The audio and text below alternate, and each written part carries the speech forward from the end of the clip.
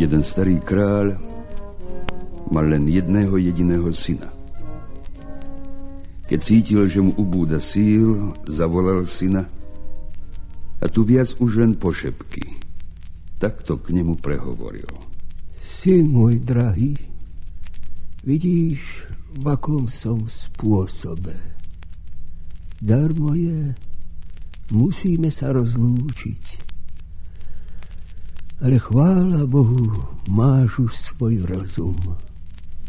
Myslím, že sa i bezo mňa budeš správať, ako sa svedčí. Len jedno tiež te radím. Svetu neveľa ver a maj sa pred ním na pozore. Ľahko ťa oklame. Kráľovstvo ti zanechávam veľké. To múdro spravuj a bude dobre tebe i tvojim poddaným. Okrem toho ti zanechávam ešte jeden poklad. I nad samé kráľovstvo väčší. Nájdeš ho v otvore pod studňou. Ten si vezmi a užívaj opatrne.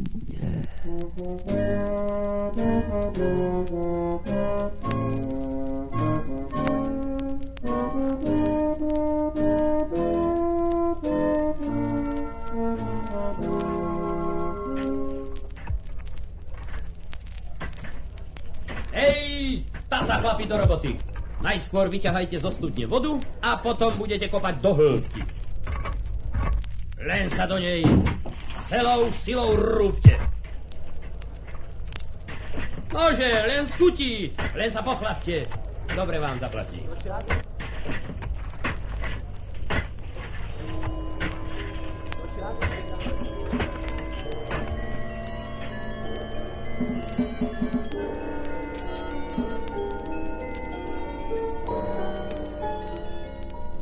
Aby ho.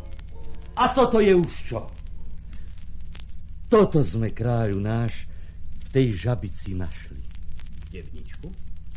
A takú spráchnivelú? No, ver ti mi to za poklad. Ach, darebáci akýsi. A to je čo? Meštek, píšťalka, opasok a jedno písmo. Písmo? Písmo. Ukáž, čo je na ňom. Kto tento mešec potrasie, koľko len chce, toľko sa mu dukátov vysype. Fíja? Oprobujem. No, predsa ste len chlapi. Musím sa vám statočne odmeniť. Držte sem klobúky. Ďakujeme ti, kráľu náš. Aký si len milostivý. No, veď si zaslúžite. No, a teraz si už choďte svojou cestou. Ďakujeme pekne ešte raz. Dovidenia. No, pozriem sa, čo ešte na písme stojí. Kto na tejto píšťalke zapíska, koľko chce, toľko sa mu vojska nastavia. A kto si tento opasok opáše, kde si len pomyslí, naraz sa tam nájde.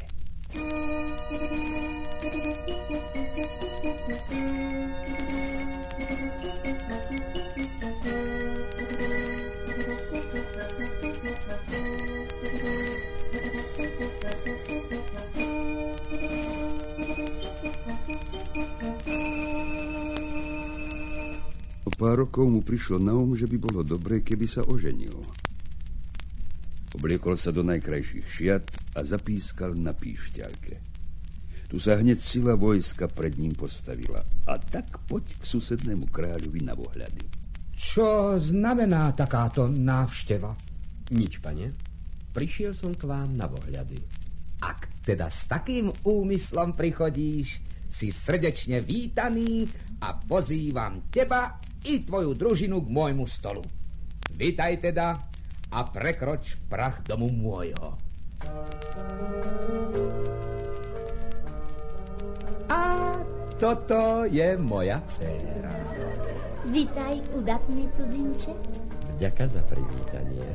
Ako sa ti páči, moja dcéra? No, je naozaj očarujúca. Si galantný cudzinče. Pripíme si na tvoj príchod. Na zdravie. Cíť sa tu ako doma. Teraz vás trochu nechám. Idem sa pozrieť po druhých. Tak, na pohľady si prišiel. A či budeš vedieť svoju žienku riadne uživiť? No, o to sa teda naozaj nemusíš stráchať. Mám taký mešec, z ktorého natrasiem dukátov, koľko sa mi zachce. Pozri. Rúči, šuhaj si ty. Ach, na tvoje zdravie.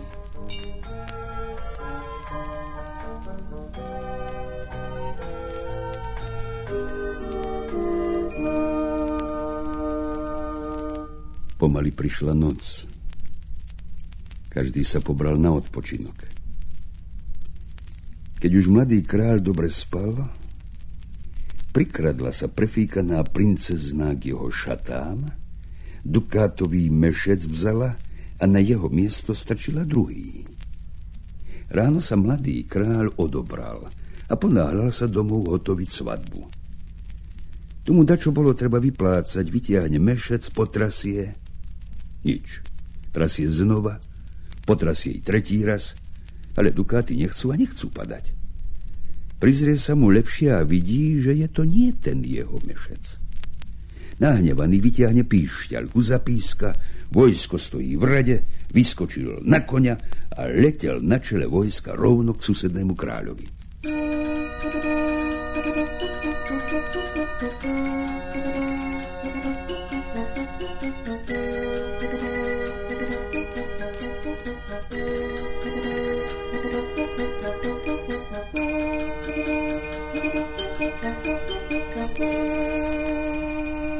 Vitaj, synu! Ale si chytro svadobnú hostinu prihotovil. Miešok mi tu takto vzal. Kto z vás ho má? Sem s ním, lebo vám všetkým bude beda. Áno, milý môj, tu si ho nechal. Poď len pozrieť, už ti je v zlatej debničke skrytý. A mohol si sa on nebáť, veď čo si u mňa necháš, ako by u teba bolo.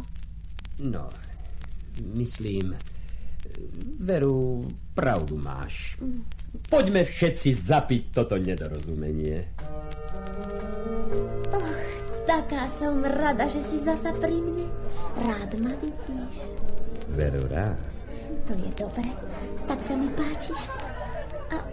A toto tu, čože ti z vrecka vytrča? Píšťalka. Píšťalka? Och, vari s ňou chodíš na jarmok prstienky predávať? Veru prstienky. Ale aké? Keď chcem, naraz vás všetkých aj s celým mestom na prach obrátim. Len raz na tejto píšťalke zapískam, hneď sa mi taká hrôza vojska prihrnie, čo len strach. A čo ešte? Doma mám opasok. To je len dačo. Keď si ho pripravím a poviem, nech som tam a tam, naraz zaletím, kde len chcem. No ty si ale šikovný. Akú máš silu, akú máš moc. Pekne si ešte vypí a potom si pôjdeme oddychnúť. Na zdravie.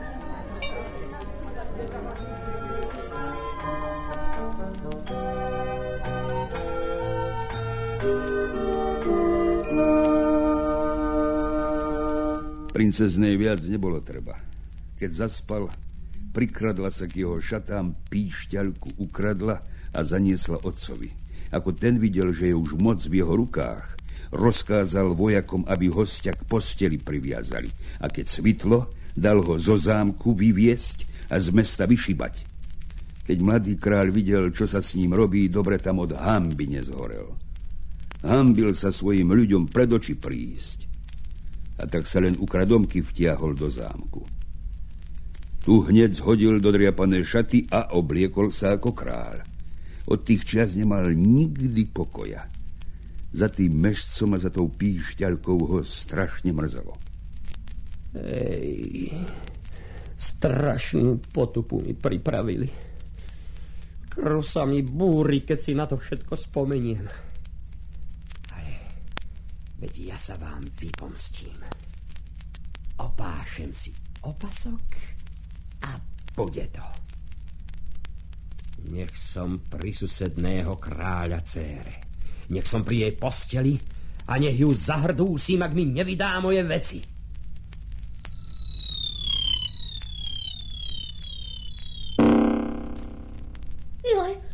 Joj, kde si to doletel? Stráže! Stráže! Tak to si ty. Odtrhnite mu opasok a do temnice s ním. Zajtra ťa budú stínať.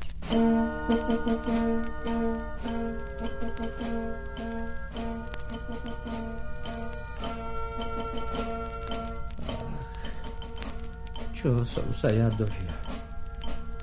Takto sa do temnice dostať. Nechať sa takto potupiť. Už tak či onak skapať musím. Ale zoťať sa nedám. Nespravím im tú radosť, že by si oči na mojej smrti pásli. Radšej si svoju nešťastnú hlavu sám roztrieštím. Nerobže to, nerob. Ešte sa ti nájde pomoc. Ja som dakedy u tvojho otca slúžil. Ja dobre mi bolo u neho. Za to by som sa tebe chcel odslúžiť. Vieš čo? Choď napravo popri samom múre. Tam nájdeš jednu skalu von trčať. Tú skalu odvaľ a otvorí sa ti diera, ktorou budeš môcť uskočiť.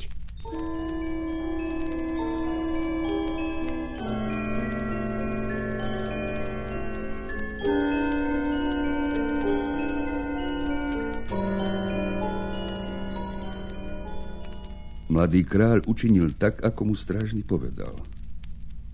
O chvíľu bol na slobode. Ocitol sa v húšťave, pomotal sa po nej, až napokon prišiel na čistinu. A tu zas len počal o tej svojej biede premýšľať. Čím viac premýšľal, tým väčšmi sa mu hlava mútila. Už ani pred seba dobre nevidel. A tak prišiel na skalu, pod ktorou bola hlbočizná priepasť. Chcelo sa mu radšej umrieť, ako bez svojich vecí v takomto posmechu žiť. Zakrútil sa do plášťa a skočil do priepasti, aby sa tam dotrieskal. Ale ako tak letel, plášť sa mu rozprestrie a vietor ho ďaleko, ďaleko do jedného hája zaniesol. Tu sa zachytil na strome, na ktorom viselo plno zrelých fík. Hneď si z nich dakoľko odtrhol a chutne zahrízal. V tomu ale narástlo nosisko veľké ako trúba. Chcel zísť zo stromu, ale pre dlhý noc nemohol. Potom ho len dáko vystrčil do hora a tak sa pomedzi konáre pospúšťal dole. Za tými figami ho začalo veľmi smediť. Našťastie začul na blízku hrkotať jarček. A chlipol si z neho.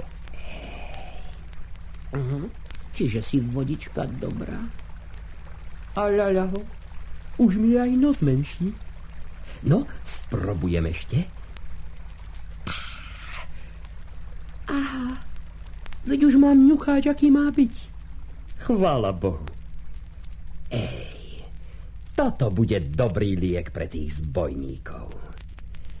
Vyberiem sa ja veru na hrad týchto fík popredať. Počkajte, veď ja vám ukážem.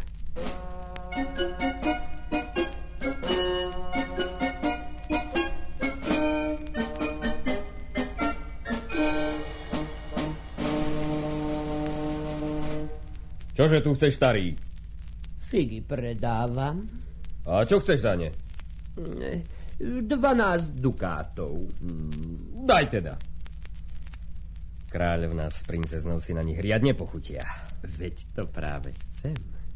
A nech sa do sítosti najedia. Veď už toľko nerozprávaj a práca od kundes. Idem za kráľovnou. Tá Figy naozaj rada.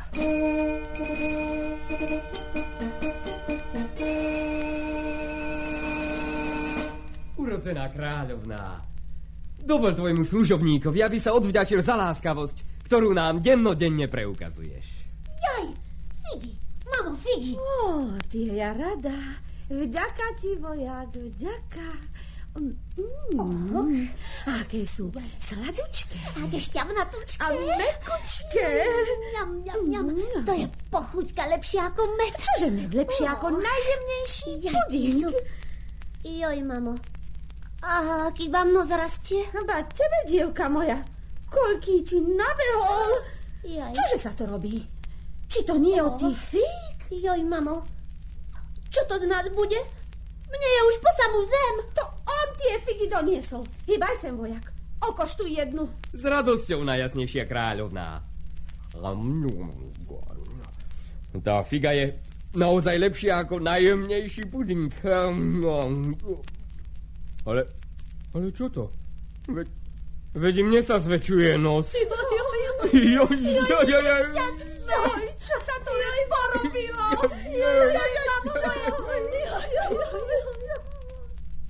Matka s dievkou plakali a nariekali hrozne, až na ten plač došiel sám kráľ. Ten dal hneď zvolať doktorov z celého sveta, ale ani jeden nemohol pomôcť. Rezali z tých nosov, rezali, ale čím viacej rezali, tým väčšie zase narastali. Nedalo sa nič robiť.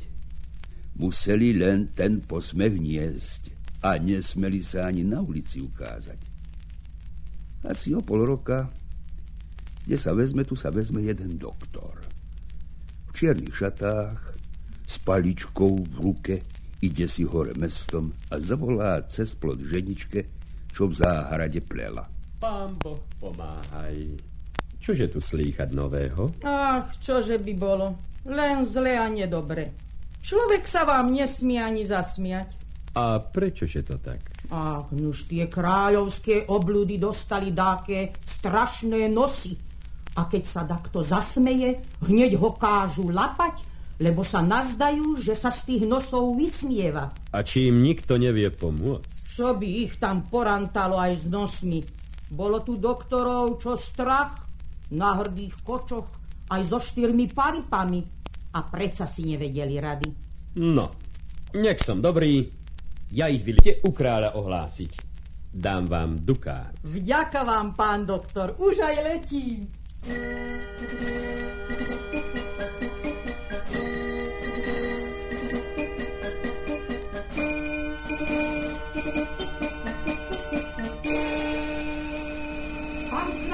Pán kráľ, je tu doktor, čo tvrdí, že pani kráľovnej a mladej princeznej pomôže.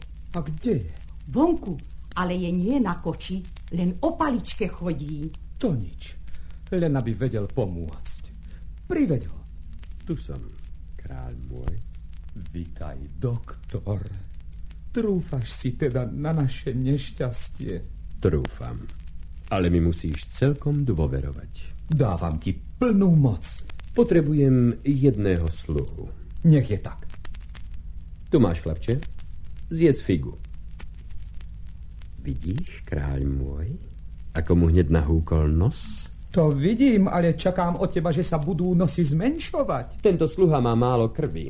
Aj to len riedkej a slabej. Netreba mu ju ochládzať. Na, glbni si z tejto vody. Fíha, veď sa mu nos naraz zmenšil. No to je ohromné. Zas budem krásna, keď budem mať malý nožtek. Ty si ešte trochu počkáš. Najprv vezmem do parády tvoju matku, kráľovnú. Tá však má ostrú krv.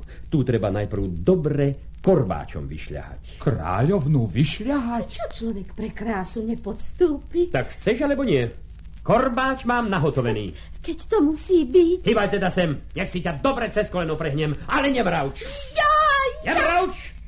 Veď už mlčí. No veď preto.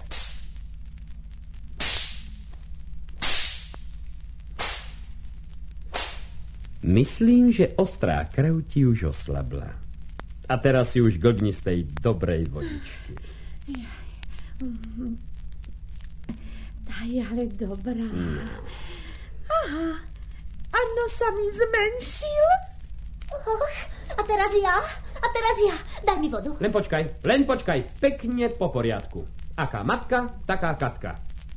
I tebe treba trochu krv pribrúsiť. Sukne hore a ideme. Jaj. Nepiši, lebo prestanem. Nepiši. Jaj len by. Udatný cudzinče. No veď preto.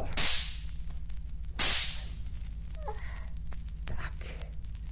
To by sme mali. No a vodu? Voda nebude. Ako to? Ako to, že nebude? Povedal som, že nebude a basta. Keď ma vyliečiš, vydám sa za teba a darujem ti 3 veľké poklady. Aké poklady? Také poklady, akých viacej na svete niet. Pozri, tento mešec je taký, že keď ho potrasieš, bude ti dukáty sypať, koľko len chceš.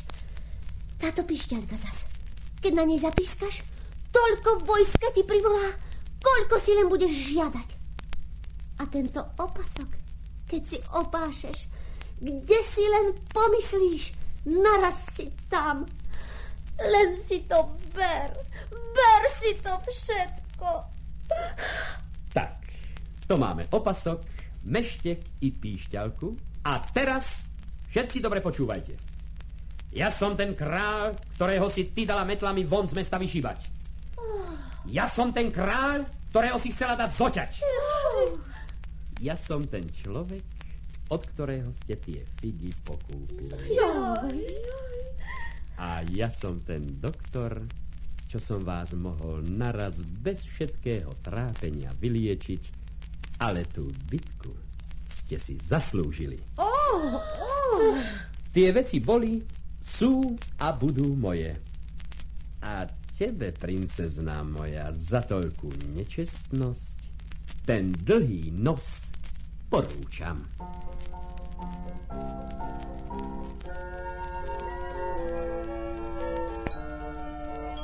Kráľ pomyslel, aby bol vo svojom zámku.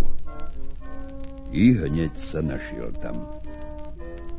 A od tých čias mu zase bolo sveta žiť.